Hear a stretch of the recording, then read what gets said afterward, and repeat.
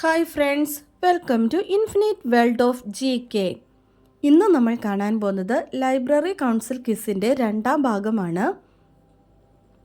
2024 ദാദാസാഹിബ് ഫാൽക്കെ പുരസ്കാര ജേതാവ് ആരാണ്? മിഥുൻ ചക്രവർത്തി. പ്രശസ്ത സാഹിത്യകാരൻ വൈക്കം മുഹമ്മദ് ബഷീറിൻ്റെ സ്മാരകമായ ആകാശമിഠായി നിലവിൽ വരുന്നത് എവിടെയാണ്? കോഴിക്കോട് ജില്ലയിലെ ബേപ്പൂരിൽ. 2024 സെപ്റ്റംബറിൽ പ്രസിദ്ധീകരണത്തിൻ്റെ 50-ാം വാർഷികം ആചരിക്കുന്ന ചെറുകാടിൻ്റെ ആത്മകഥ ഏതാണ്? ജീവിതപാത. കേരള ഭാഷാ ഇൻസ്റ്റിറ്റ്യൂട്ടിൻ്റെ 2024 വൈജ്ഞാനിക പുരസ്കാരങ്ങളിൽ NV കൃഷ്ണവാര്യർ സ്മാരക വൈജ്ഞാനിക പുരസ്കാരത്തിന് അർഹനായത് ആരാണ്? PN ഗോപികൃഷ്ണൻ. ഹിന്ദുത്വ രാഷ്ട്രീയത്തിൻ്റെ കഥ എന്ന കൃതിക്കാണ് പുരസ്കാരം ലഭിച്ചത്. 2024 ഒക്ടോബറിൽ പുറത്തിറങ്ങുന്ന വിറ്റ്നസ് ഏത് കായിക താരത്തിൻ്റെ ആത്മകഥയാണ്? സാക്ഷി മാലിക്. ഒളിമ്പിക്സിൽ മെഡൽ നേടുന്ന ആദ്യ ഇന്ത്യൻ വനിതാ ഗുസ്തി താരമാണ് സാക്ഷി മാലിക്. മഹാകവി കുമാരനാശാൻ്റെ അന്ത്യയാത്രയിലേക്ക് വെളിച്ചം വീശുന്ന മഹാകവിയുടെ അന്ത്യയാത്ര എന്ന പുസ്തകത്തിൻ്റെ രചയിതാവ് ആരാണ്? ഇടശ്ശേരി രവി. 76ാമത് Emmy പുരസ്കാര ചടങ്ങിൽ മികച്ച ഡ്രാമ സീരീസായി തിരഞ്ഞെടുത്തത് ഏതാണ്? ഷോഗൺ. MD വാസുദേവൻ നായർക്കുള്ള ആദരസൂചകമായി അദ്ദേഹത്തിൻ്റെ കൃതികളെ ആസ്പദമാക്കി തയ്യാറാക്കിയ ലൈറ്റ് ആൻഡ് സൗണ്ട്സ് നാടകം ഏതാണ്? തുടർച്ച. സംവിധായകൻ സൂര്യ കൃഷ്ണമൂർത്തിയാണ്.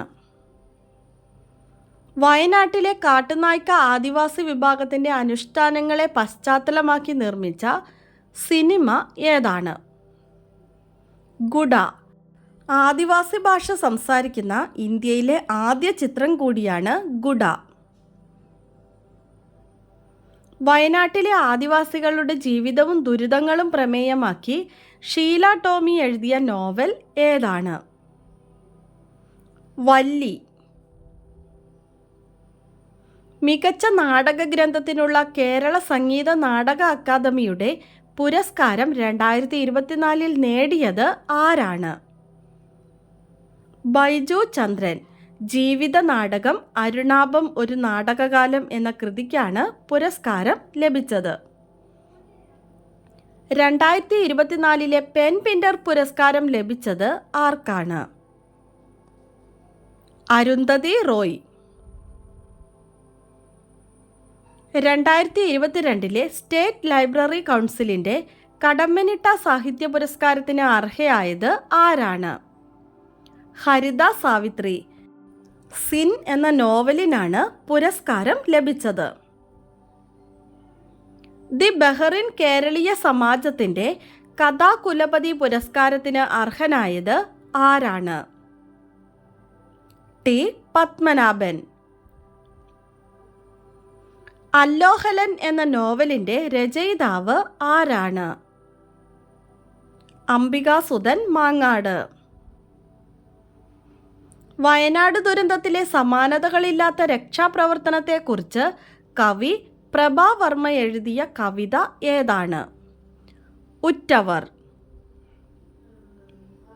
2024 ബുക്കർമാൻ ടാഗോർ സ്മൃതി പുരസ്കാർ ജേതാവായ തമിഴ് സാഹിത്യകാരൻ ആരാണ്?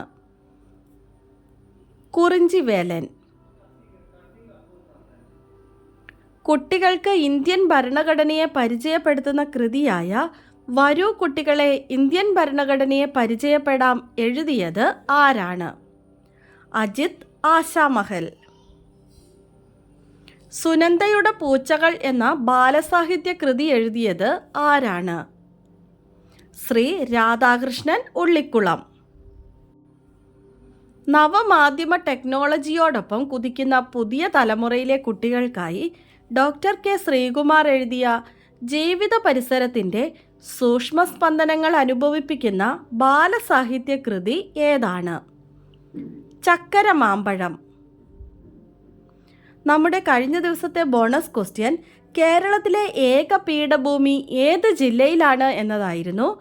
ആൻസർ വയനാട്. ഉത്തരം കറക്റ്റായി പറഞ്ഞിരിക്കുന്നത് Anshika P, Fizan K V, SKV UPS, Ratheesh CK എന്നിവരാണ്. ആൻസർ കറക്റ്റായി പറഞ്ഞ എല്ലാ കൂട്ടുകാർക്കും ഒത്തിരി അഭിനന്ദനങ്ങൾ. തുടർന്നും വീഡിയോ കണ്ട് സപ്പോർട്ട് ചെയ്യണമെന്ന് ഓർമ്മിപ്പിക്കുന്നു. നമുക്ക് ഇന്നത്തെ ബോണസ് ക്വസ്റ്റ്യൻ നോക്കാം. കൊഴിഞ്ഞ ഇലകൾ എന്നത് ആരുടെ ആത്മകഥയാണ്? കൊഴിഞ്ഞ ഇലകൾ എന്നത് ആരുടെ ആത്മകഥയാണ്? ആൻസർ അറിയാവുന്നവർ വേഗം തന്നെ കമൻറ്റ് ചെയ്തോളൂ. ഇന്നത്തെ വീഡിയോ നിങ്ങൾക്ക് എല്ലാവർക്കും ഇഷ്ടമായി കാണുമെന്ന് വിചാരിക്കുന്നു. ഇഷ്ടമായാൽ ലൈക്ക് ചെയ്യാനും നിങ്ങളുടെ കൂട്ടുകാർക്കൊക്കെ ഒന്ന് ഷെയർ ചെയ്ത് കൊടുക്കാനും സബ്സ്ക്രൈബ് ചെയ്യാതെ കാണുന്ന കൂട്ടുകാരുണ്ടെങ്കിൽ ഒന്ന് സബ്സ്ക്രൈബ് ചെയ്യാനും മറക്കല്ലേ.